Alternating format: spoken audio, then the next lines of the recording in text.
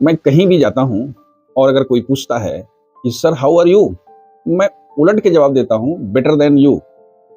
एक हमारे मित्र हैं, मॉर्निंग वॉक में हम लोग मिलते हैं और राधे राधे बोलते हैं।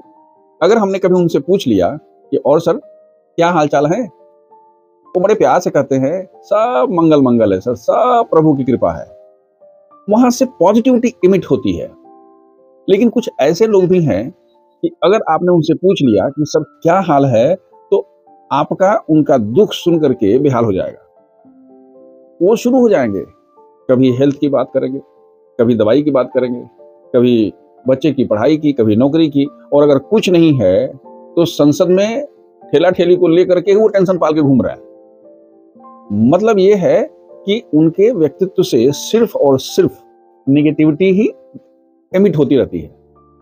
और जब आप उनसे बात करेंगे तो आपको लगेगा कि बाप रे, दुनिया में कितना गम है और मेरा गम कितना कम है। यानी हमको गम है, यानी गम नहीं होने पर भी ऐसे गमगीन लोगों से मिलने पर आपको गम होने का एहसास होना शुरू हो जाता है। इसलिए दोस्तों, ऐसे लोगों से थोड़ा सा सावधान रहिए, थोड़ी सी डिस्टेंस बना के रखिए।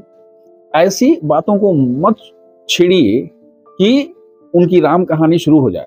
अरण्य क्रंदन जिसको बोलते हैं, रुदाली होता है ना, तो रोने वाले लोग आते हैं, एक जाति होती है जो रोती रहती है, वो शुरू हो जाते हैं।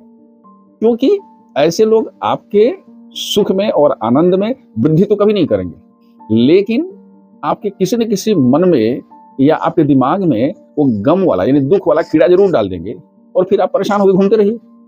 इसलिए ऐसे लोगों से जब भी आप मिलते हैं तो या तो उनसे साइजेबल डिस्टेंस रखिए, और अगर ये पॉसिबल नहीं है तो जो ही वो कोई नेगेटिव बात शुरू करते हैं, यानी वो जमीन पर फ्लैट होते हैं, आप खड़े हो जाइए, माने पॉजिटिव हो जाइए।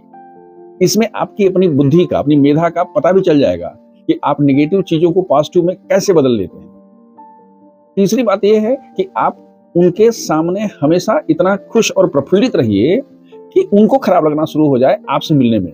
भाई इस आदमी पर तो कोई असर नहीं पड़ता है, आप कहिए ना भाई छोड़िए कहाँ चक्कर में पड़े हैं, फिर उन पॉजिटिव मिलाइए, मन नेगेटिव से पॉजिटिव में बदलिए। क्योंकि देखिए, आपकी खुशी आपके लिए और आपके अपनों के लिए सबसे महत्वपूर्ण है, और ऐसे नेगेटिव लोगों के साथ रह करके यदि आप अपनी खुशी से कंप्रोमाइज करते हैं तो ये बुद्धिमानी नहीं है, मूर्खता है। और निश्चित रूप से आप मूर्ख तो नहीं हैं, आप बुद्धिमान हैं। तो बुद्धिमान है तो बुद्धिमान की तरह से रहिए और अपनी खुशी को प्रोटेक्ट करिए, बढ़ाइए, इनलार्ज करिए, लेकिन किसी दूसरे के गम को अपने दिमाग में और अपनी जिंदगी में मत आने दीजिए। शुभ मस्ते।